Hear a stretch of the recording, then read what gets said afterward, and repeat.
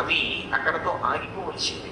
చాలా తీవ్రమైనటువంటి ఫలితాన్ని ఇవ్వవలసినటువంటి ఉగ్రమైన స్వరూపంతో ఉన్నటువంటి గ్రహం కూడా ఉపశాంతి పొంది కిందకి దిగిపోవాలి. లేకపోతే ఈశ్వరుడు అన్న మాటకు అర్థం ఎక్కడ ఉంటుంది నాకు చెప్పండి. చేసుకున్నటువంటి కర్మ ఏది ఉన్నదో కర్మ గొప్పదవుతుంది, ఈశ్వరుడు ద్వితీయ స్థానంలోకి వచ్చేస్తాడు.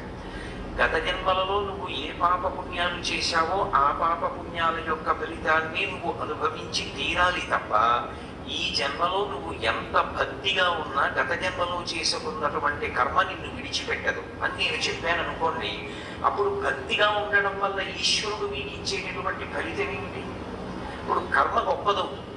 కర్మ ఎప్పుడూ గొప్పది కాదు. అందుకే రమణ మహర్షి ఉపదేశసారం చేస్తూ కర్మ తజ్జడం అంటారు.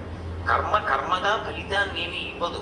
ఎందుచేత అంటే నేను సత్యనారాయణ వ్రతం చేశాను అనుకోండి, సత్యనారాయణ వ్రతం చేసి పూర్తయిపోగానే నా కొడుకు ఉద్యోగం వచ్చేయాలని సంకల్పం చేస్తే ఉద్యోగం వచ్చేసింది అనుకోండి, అప్పుడు కర్మ గొప్పది.